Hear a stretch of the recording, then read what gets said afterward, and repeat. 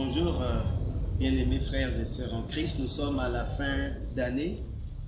J'ai des vœux de santé, de joie, de prospérité, de bonheur à formuler à votre endroit, à l'endroit de vos enfants, vos familles respectives.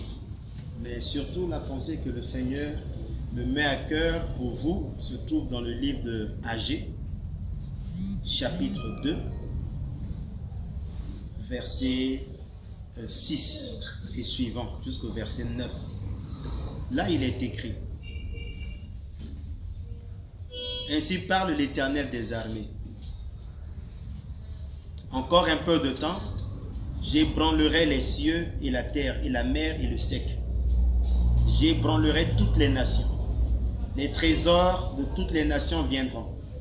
Je remplirai de gloire cette maison, dit l'Éternel des armées. L'argent est à moi, l'or est à moi, dit l'Éternel des armées. La gloire de cette dernière maison sera plus grande que celle de la première, dit l'Éternel des armées. Et c'est dans ce lieu que je donnerai la paix, dit l'Éternel des armées.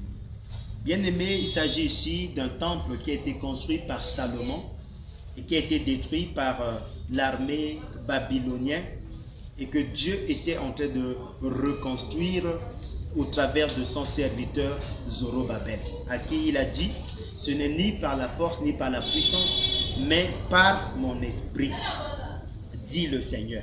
Et ici il dit, le verset qui est clé pour nous pour cette année est: la gloire de cette maison sera plus grande que celle de la première.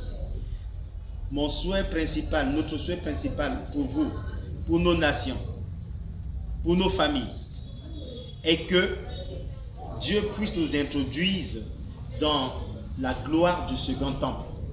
La gloire du second temple, la gloire qui surpasse la première gloire qu'on a eue dans la vie.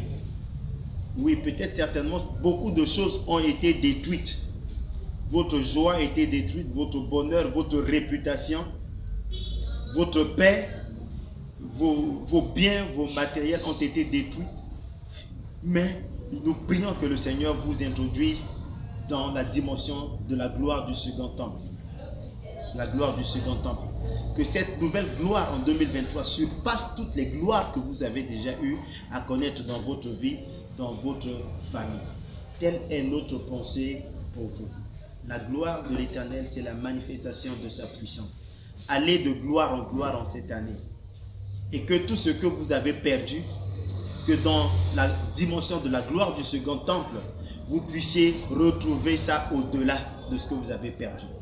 Telle est notre pensée pour vous. Vivez dans la gloire du second temple en 2023 et que l'Éternel essuie vos larmes, qu'il vous comble de bonheur, de grâce, de miséricorde et de bienfaisance. Alors, shalom, shalom, shalom. Bonne année, bonne année.